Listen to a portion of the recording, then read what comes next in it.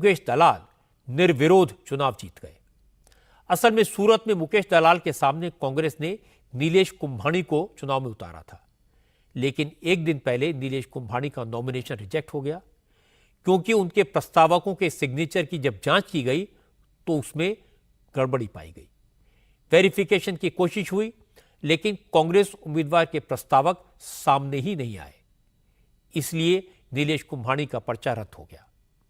कांग्रेस ने एक dummy candidate से भी पर्चा भरवाया था, लेकिन उसका नामांकन पत्र भी इनवैलिड पाया गया। इसके बाद सूरत सीट पर बीएसपी समेत जो 8 दूसरे उम्मीदवार मैदान में थे, उन सब ने आज नाम वापसी के आखिरी दिन अपने अपने पर्चे वापस ले लिए। बीजेपी के मुकेश दलाल के अलावा कोई उम्मीदवार मैदान में नहीं बचा। सारी फॉर्मेलिटीज पूरी करने के बाद रिटर्निंग ऑफिसर ने मुकेश दलाल को विजयी घोषित कर दिया। जीत का सर्टिफिकेट मुकेश दलाल को सौंप दिया।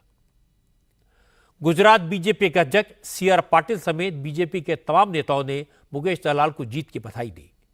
निर्विरोध चुनाव जीतने के बाद मुकेश दलाल ने कहा, पिछले चुनाव में कांग्रेस की सीट 0 हुई थी, इस बार कैंडिडेट भी 0 हो गए। हमारा आदरणीय प्रदेश प्रमुख सीआर पाटिल साहबનો हृदयपूर्वक आभार मानूं छूं। इस मामले पर ट्वीट करते हुए कांग्रेस के मीडिया प्रभारी जयराम रमेश ने लिखा है कि लोकतंत्र खतरे में है। आप क्रोनोलॉजी समझिए। सूरत जिला चुनाव अधिकारी ने सूरत लोकसभा से कांग्रेस प्रत्याशी नीलेश कुंभानी का नामांकन रद्द कर दिया है। कारण 3 प्रस्तावकों के हस्ताक्षर के सत्यापन में खामी बताई गई है।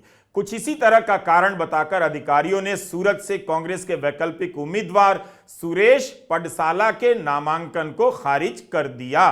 अब जयराम आगे लिखते हैं कि कांग्रेस पार्टी बिना उम्मीदवार के रह गई है। बीजेपी प्रत्याशी मुकेश दलाल को छोड़कर बाकी सभी उम्मीदवारों ने अपना नामांकन वापस ले लिया।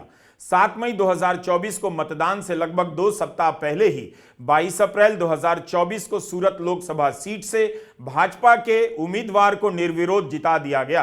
प्रधानमंत्री मोदी के अन्याय काल में एमएसएमई मालिकों और व्यवसायियों की परेशानियों एवं गुस्से को देखते हुए भाजपा इतनी बुरी तरह से डर गई है कि वह सूरत लोकसभा के मैच को फिक्स करने का प्रयास कर रही है।